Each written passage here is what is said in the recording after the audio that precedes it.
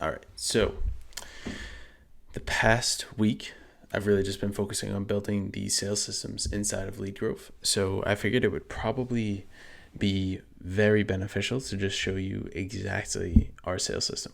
And this is coming only through cold email. That is our only source of traffic. And we are practicing what we preach. We eat our own dog food. So aside from YouTube traffic, which as of now has been nothing compared to cold email.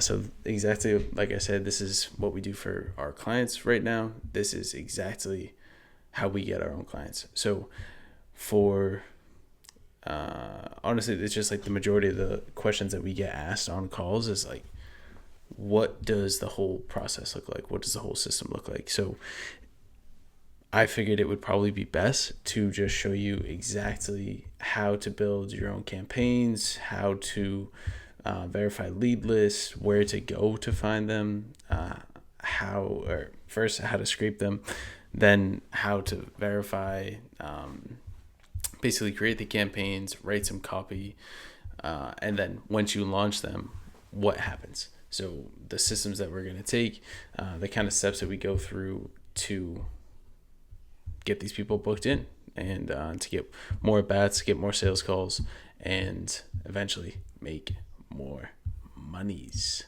So let's jump into it. First and foremost, when you are sending an email campaign, you need a lead list. So first, I probably should put it here like scrape lead list. But what are you going to do? So first, let's just assume already that you've already identified your ideal client profile, that you already have a good landing page, at least one that's up to par, that shows exactly what you do, where you serve your client, where your clients are based out of, what you do for them, the results that you've had in the past, if you have any case studies, or maybe you have, instead of a case study, maybe before and after pictures or results of service. So let's assume that all that is all good, that all that is already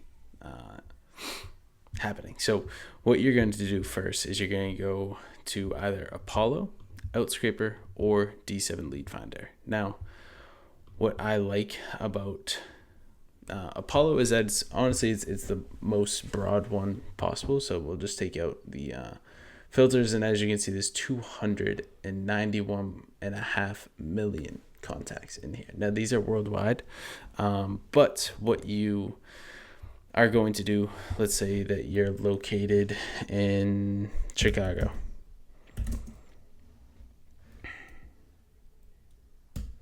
Just say you're in greater Chicago area. You want to go in and find owners, CEOs, and we'll say founders of dentist offices, dental. This has been giving me an issue today. We'll do landscaping. No. All right. We'll do restaurants. Safe one. Let's say that you want to find, regardless, we'll just keep it here for the sake of this video. So you have 180 of them. What I typically do when it's less than 10,000 or so, I typically go to another site called Export Apollo. And on Export Apollo, you just sign up. It's the account's free. You just pay for credits. And basically what you'll do is just come in here, copy and paste. You'll copy and paste this link, and then you'll just tell them exactly how many you want. So there's like 180. I never do this. I also don't use Million Verifier. I do use it my own. Most of the time we use it in Clay. I didn't put Clay on this tutorial though. More or less just for you're not going to use it if you're doing this for the first time. I clean the company name, and then I always get extra data, and then I'll just hit scrape, and then it'll pull it out. So it'll send you an email, usually in less than an hour, most I think I've ever waited for them was like 4 or 5 hours. But it's a really good tool, and it's really cheap considering. So that's what I'll do for Apollo. When you come back, you go to Outscraper. Outscraper is the same thing. I really like Outscraper. So they have, that's not going to billing, Jeepers Crow. So you can come in here and go through brands, things that they use, Shopify store, so on and so forth. But the best thing for me, I really like using for business and POI, and we'll do Google Maps scrapers. So we'll say something like in here, doctor, dentist, and real estate agent. And this one, just doctor and dentist. So we'll do, instead of all 50 states, say we just want to do, Mass.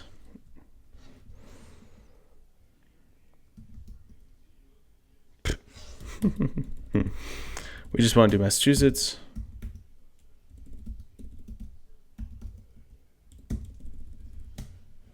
Whatever. We'll do New York. So we're doing New York. And you can pull all this type of stuff in here. The maximum results you want, say you only want to have 10,000 leads, maybe you only have 10,000 credits. That's what you do. And then you just pull everything from Google Maps. And again, it will give you by task which one it's done. So that's the Outscraper. And then in D7 Lead Finder, if you just come here, d7leadfinder.com, they will just show you a tutorial. Again, it's super easy process. They all have their benefits. It just kind of comes down to pricing and how selective you want to be. Apollo is the biggest. It's the most well known. So realistically, the leads that you find on Apollo are probably going to be contacted by someone else beforehand. I'll just tell you that straight. So if you want to go a little bit more specific, I would use Outscraper or D7 Lead Finder. They're a little bit more expensive, and sometimes they're a little harder to scrape. But again, you'll have leads that haven't been contacted as much. So what are you going to do when you have these lead lists? Now, for instance, I'll just go to my Gmail for a second, and I'll show you what I got today from Export Apollo. So this is a lead list. I believe there was 4,000 or so inside of this one. But anyways, as you can see, it's somewhere probably right around 4,000 or so. But anyways, you would take this lead list, and you would bring it into either Dbounce or Lead Magic. There's a bunch of them, like you saw earlier, Million Verifier. With Dbounce, all you do, it's super simple. I love Dbounce. I think it's probably one of the better verification tools, and you just simply come over here, just hit upload lead list. I will actually do it with this one here so you can see it live. And what I will do is just hit this download button. It comes over here. I take this and I will just simply drag and drop it. No, excuse me. Not a drag and drop. This one. Perfect. Okay. So this lead list itself, however many leads were on it, I'm not entirely sure. But you just have to make sure you have enough credits. So you update as many credits as you have inside of this plan. And it's pretty good on pricing too. I really like the results of Dbounce so far. Or you can take it and go to Lead Magic. I'm not using Lead Magic just because my credits are low right now. I have a bunch of validation credits, but I've been using a lot in Clay for some of our more advanced workflows. So same thing here though. You basically just continue to come in. You would upload another one. I mainly use Lead Magic through Clay, but you can upload a lead list in here too. So see, this one is loading. It says it will probably take around 2 minutes or so. Just need to start this verification. So as that's running in the background, I will bring you back over here. You also don't need to keep this open or anything. It will let you know exactly when it's over. I'll send you an email, but regardless, for the time being, we're just going to get into catch-all. Now, the reason for it, you'll see when you get that lead list back from Dbounce that there will be probably 10-ish on average percent emails that come in and are catch-alls. Now, what are catch-alls? It's an email that companies set up, whether it's like info at domain name or hello at domain name, sales, help, whatever it may be. These ones sometimes are spam traps. So they're just kind of risky to send. They aren't verified. They aren't ones that the email verification tools have sent emails to beforehand and verified that it was an active account. Now, what's the risk of that? Why would you go through the extra hoops of doing catch-all? Because I guess there's 2 or 3 other ways you could do it. First would just be say screw it and send it to the catch-all emails anyways, the unverified, the risky emails. If you're sending to ecom, that's kind of typical. You would just want to have a lot of backup, at least 1-to-1 for every single email inbox and domain that you own. You should have a 1-to-1 backup. So have one that sends and have one that sits in the background, because you're likely to burn them, since if you send it to a catch-all email that's not verified and it is actually a spam trap, then Google or Microsoft or whoever, which one of the spam houses is checking the emails, and they see that you have a lot of bounced emails or a lot of emails that weren't delivered, they're going to say spam, and that'll burn your domain very quickly. And although some of the ones kind of ecom, maybe some of the local businesses as well, where they don't set up true business accounts, they just have a few Gmails or something of the sort. That's pretty common. The other way is that you can not send to catch-alls altogether and just kind of ignore it. You don't want to go through the extra step, the extra process to do so, because again, it just costs money. ICPs as well, I believe we have a $60, I believe it's $60 a month. Plans, premium plan, invoices and plans. Oh, $30 a month for this one, regardless. Yeah, so about $30 a month, and you only get around, I don't know, I would have to check. But anyways, it is expensive to do the catch-all verifications, but the true beauty is that with more friction, with more resistance, people aren't going to go the extra mile. So if you do go the extra mile, you do spend the extra money to do so, you are going to get into the inboxes that most people don't. So just by survival of the fittest, you have a much better chance to get in with them. And I'll show you that here.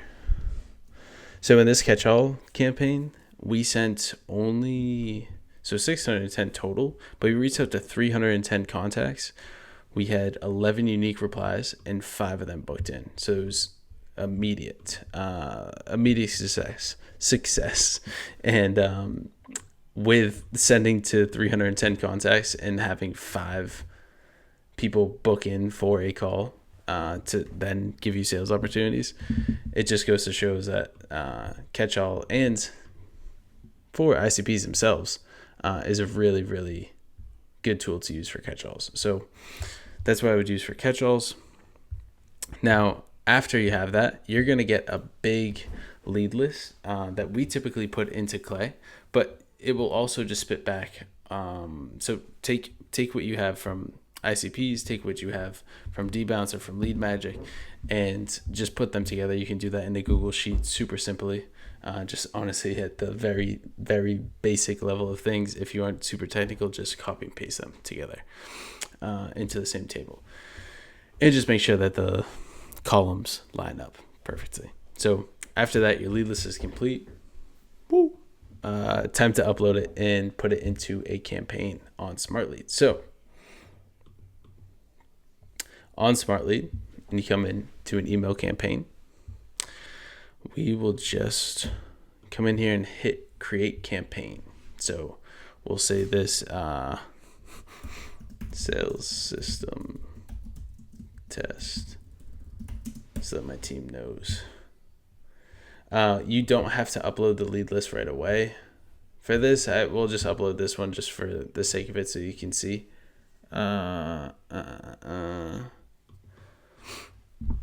Okay, now,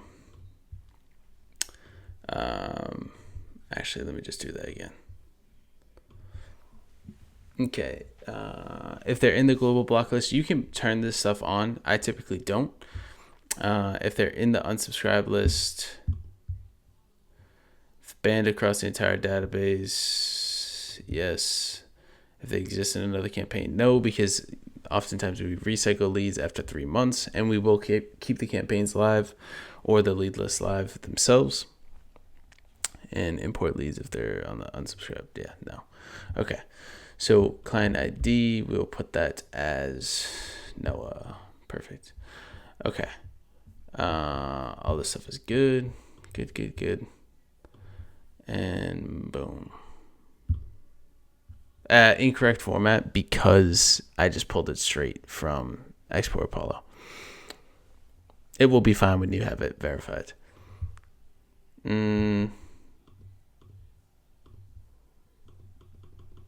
Okay. Screw this. Stop waiting for that. So to create the email campaign, we're just going to do something super simple. So, hey, first name, we help restaurants in, I always mess up restaurants, don't judge me, in Chicago, increase foot traffic by 5x through billboards.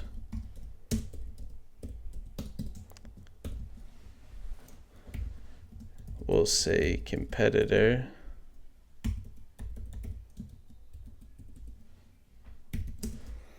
was able to see competitor went from state 1 to state 2 in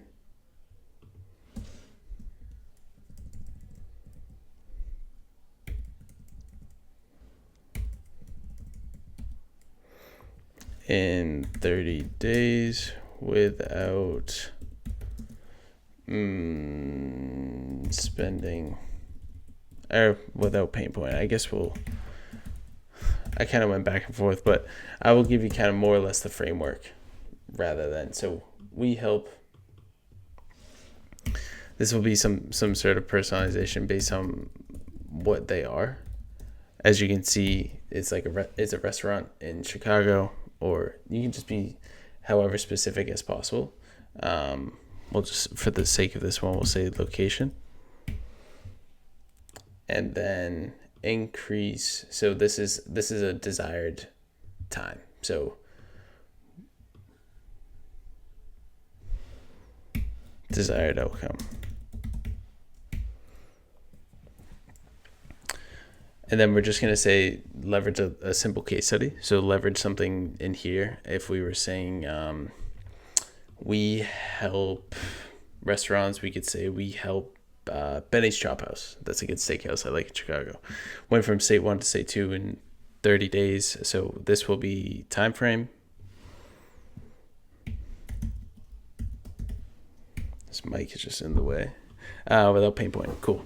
So would you want me to send over a video on how we do so? Simple CTA. and then we'll do a signature. Okay. So you just watched me do that live. This is very, very, very simple email structure, cold email structure, but this works. I won't say this is the highest performing campaign and that this is something that you can expect to really crush it with, but if you're just starting, this is a good way to go. Also, just use something like question for first name.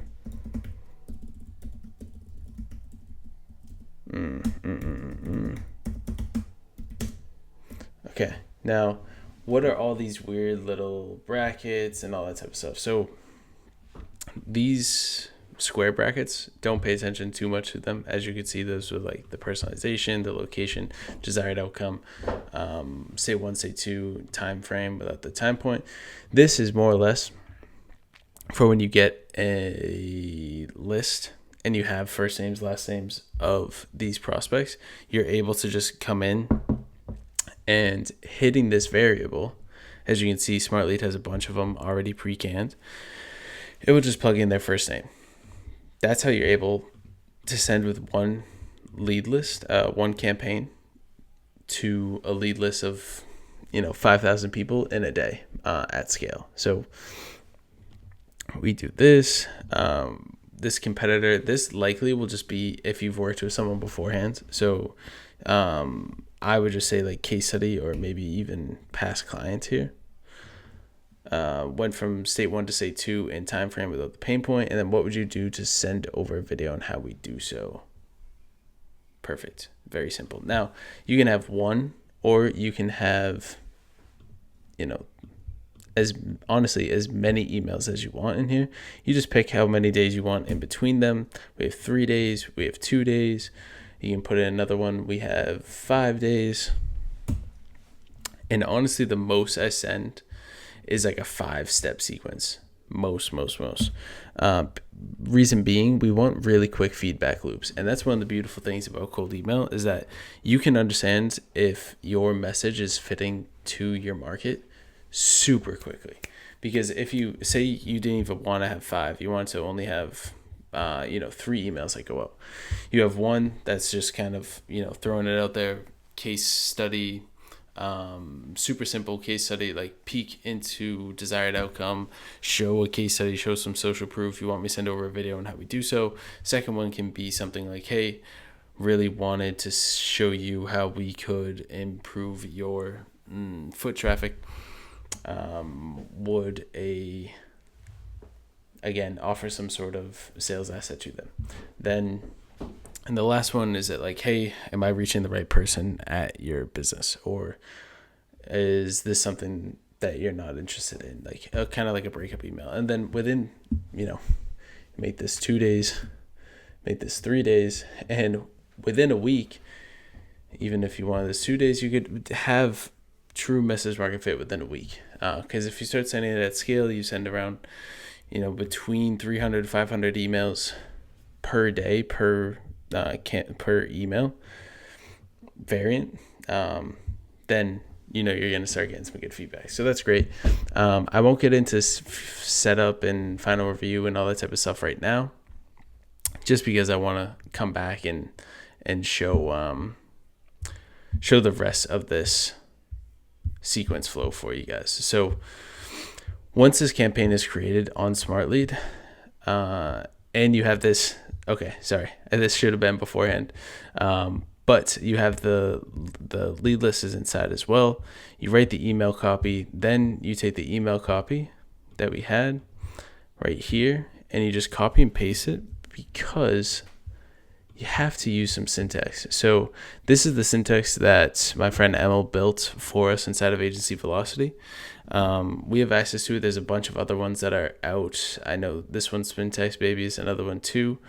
I'm not sure who built this one. I just kind of found it along the way. More than happy to share if you just ask me for it in the comments. I'm sure Emil will be more than happy to share as well. But this is what we would do. it basically just comes back in and it spits out syntax for you. So why do you need to syntax? Because if you don't, and you're sending out the same exact message 500 times a day, or for our larger enterprise clients, we're sending them out 5,000 emails a day, and you send the same exact one, and maybe the only thing that's personalized is first name, Google and all the other spam houses are going to check up and realize, like, oh, shoot, this guy is sending the same canned email, the same ones that actual spammers do send. So this is what you're going to do. You're just going to copy and paste. You're going to put it inside of here. And Emil has a very, very thorough one. He will not say so because he's a little hard on himself. But it works really well for me. Sometimes I come in here and I, change a few of them. Just say like, hey, we help, assist, support. Okay. Restaurants in Chicago achieve, reach, accomplish their desired outcome. All right, that makes sense. And then you kind of do that throughout the rest of them. So it's really nice. And then if you have leads in here, it will show on the final review.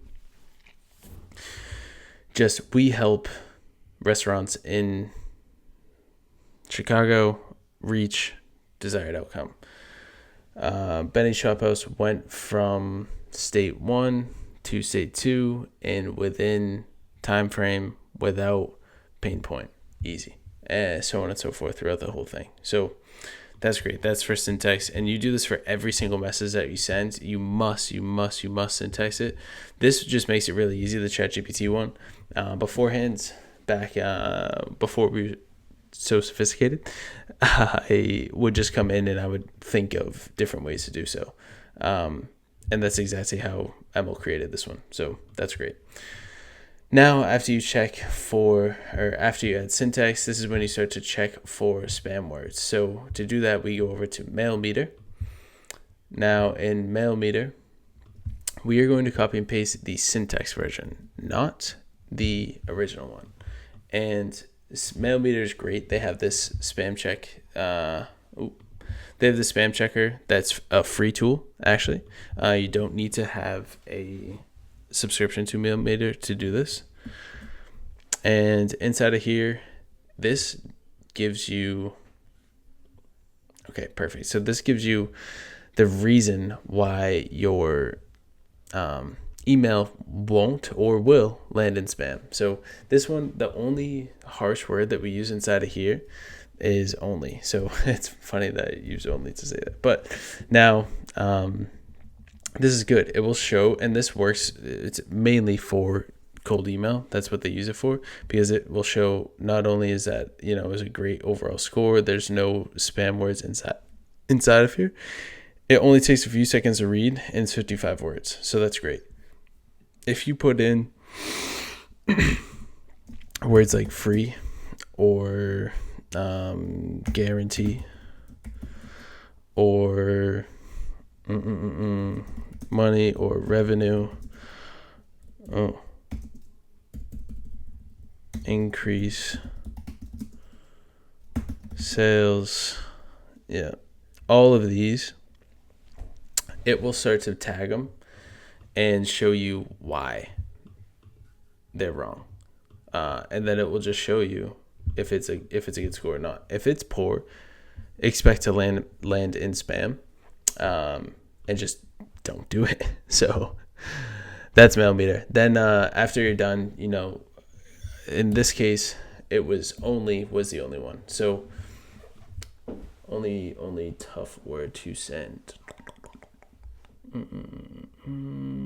Where was it? Video.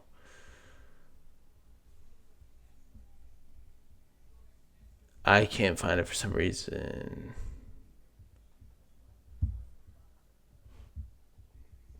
Whatever. So yeah, you just come back in here and take out only. Now, once you finish that and it's all safe to send, you're going to go through the setup. You're going to create the campaign, pick the email accounts that you want to send from, so on and so forth. You're going to go to final review, and inside of final review, I might as well just show you on this.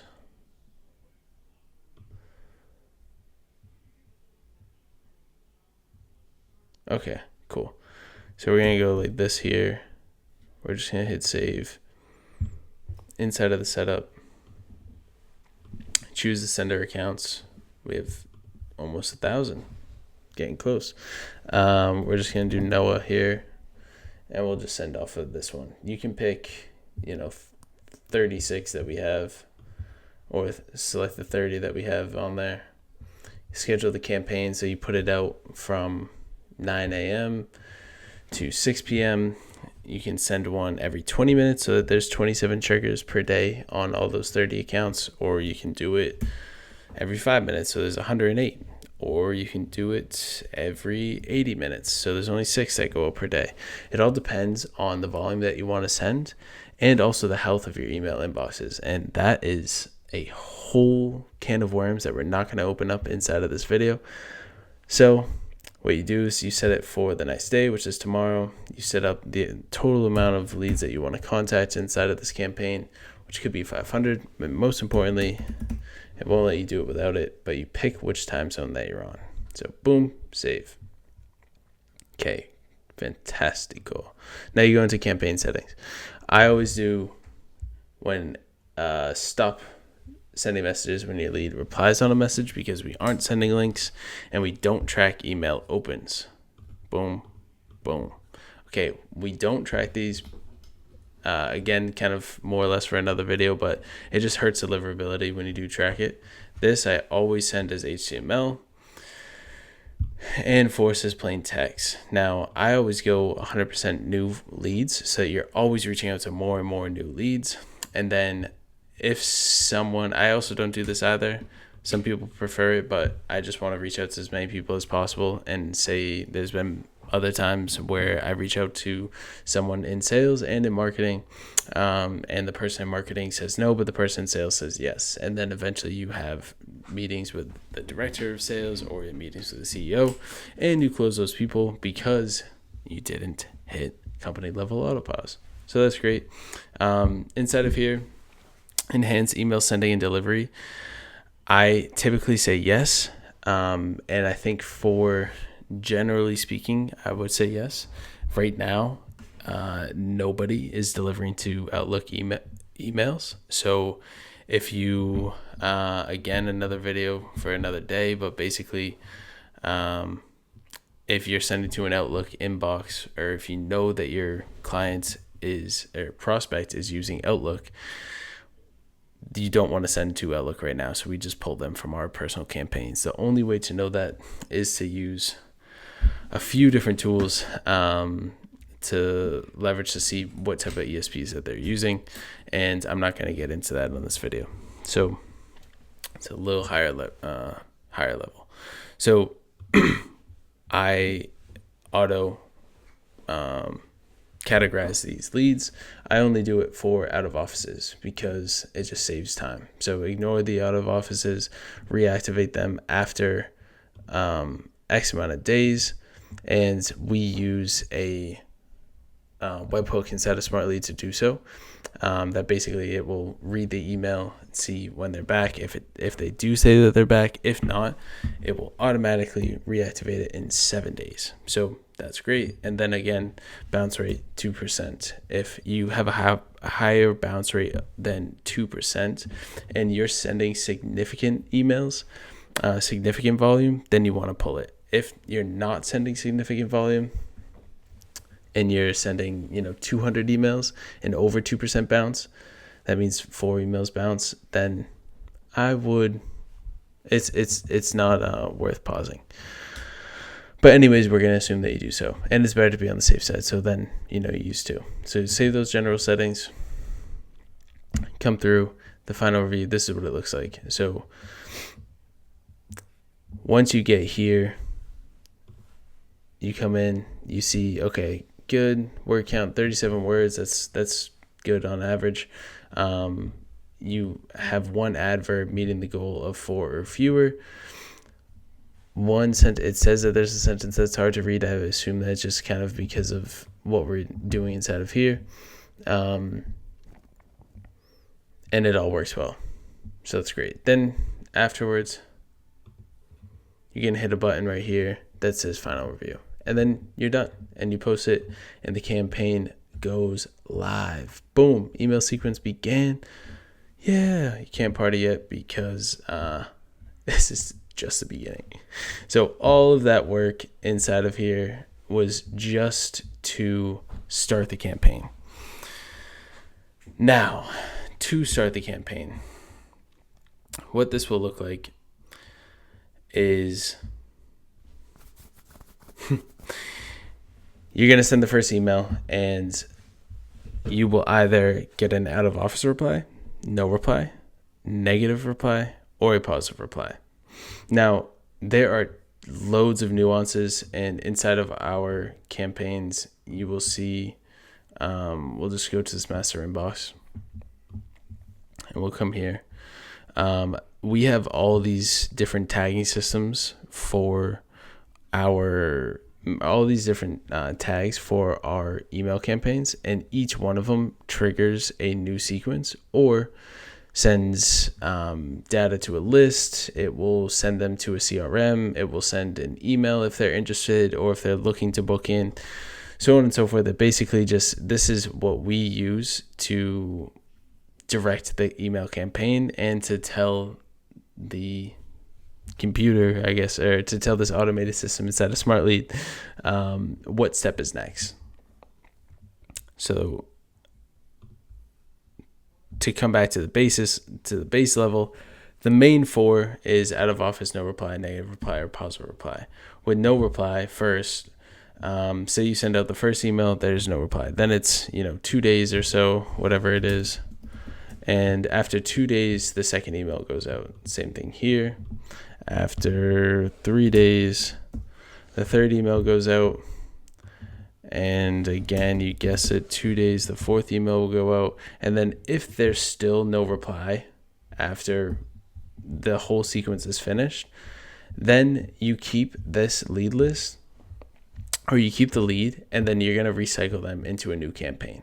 So then they'll start way back up at the top again once you send out to this list. And it typically takes 2 to 3 months. Not 2 to 3 months for the campaign to end, but 2 to 3 months before I really start to recycle some of the leads. So if you were to get an out of office reply, which is common as well, what you're going to do is put them into the out of office sequence. So like I said before, you're going to wait a certain amount of days if they say so. If not, then it's just automatically at 7. And it will start again. So with the out of office sequence, you send the same exact first email because, again, you want to test. At scale, it's best to just send the same exact one again. If you were to send just for yourself, say you own your own business and you want to make it a little bit more personalized, you could be like, hey, hope your honeymoon in Hawaii was amazing. Now that you're back, and send something. Excuse me, I need a little sip of tea here.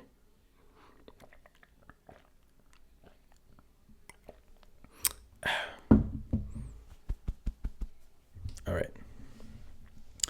But for the sake of, honestly, automations and just keeping it a really streamlined process, just send them back to the start. So they get sent back to the start, and then it's again. So if they do have another out of office reply, say that they came back and it was 7 days later and they were on a 14-day out of office spree, but they didn't say it, then again they get put in another out of office sequence and they go right back to the start.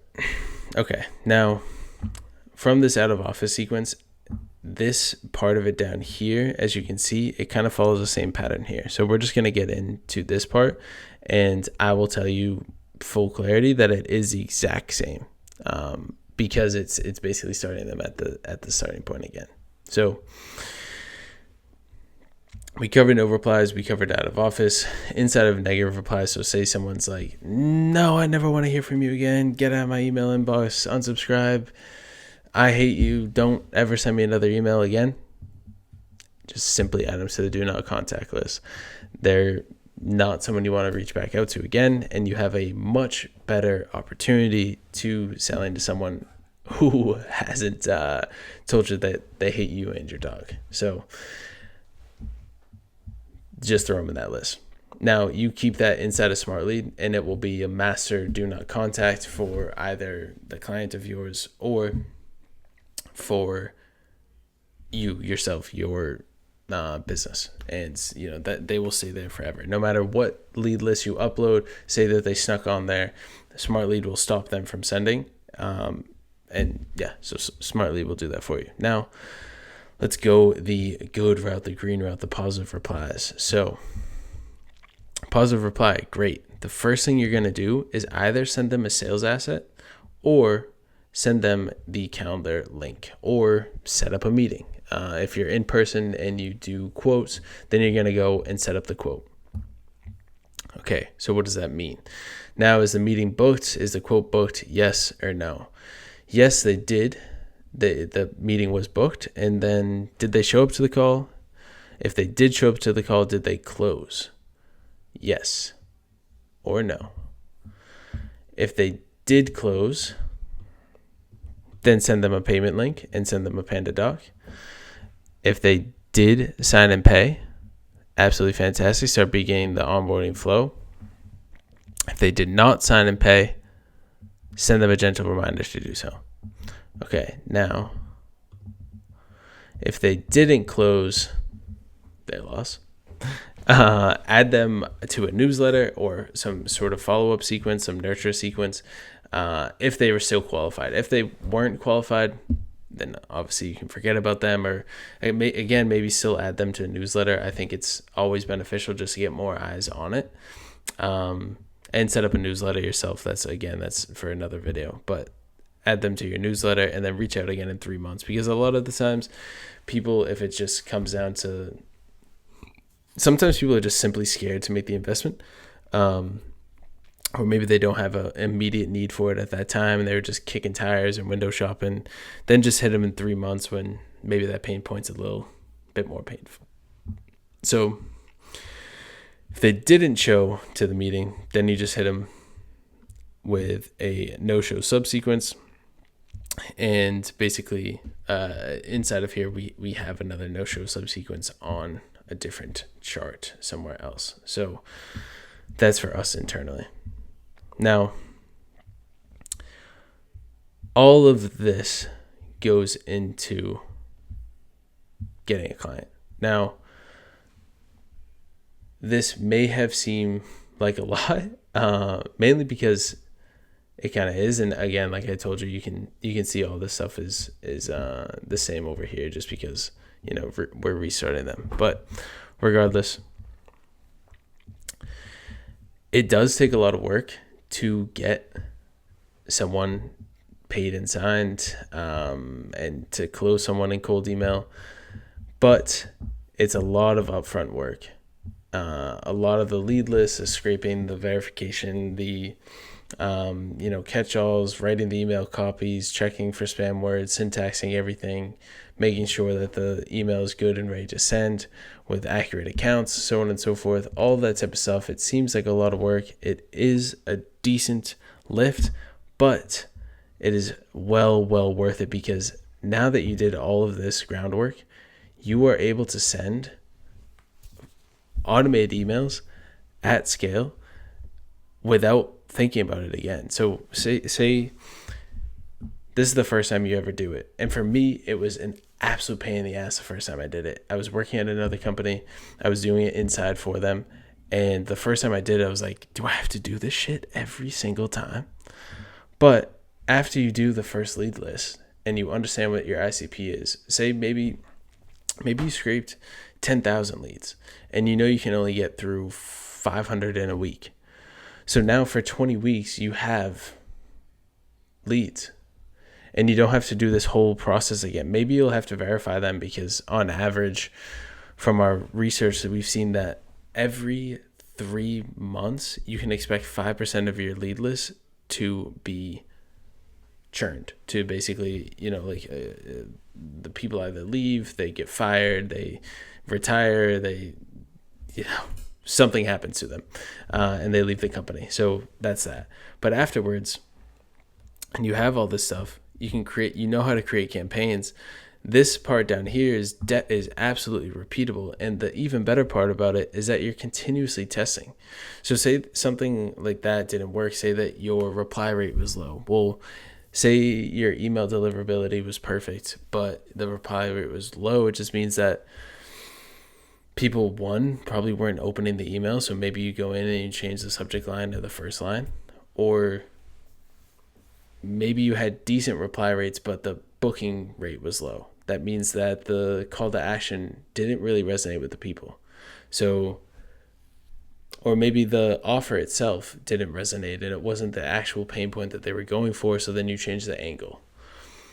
Now, these are all things that improves over time. And that's why we want to keep those short feedback loops with the 3-step email sequences, because we're able to really improve really, really, really quickly. And all this stuff just kind of becomes like riding a bike after a certain amount of time.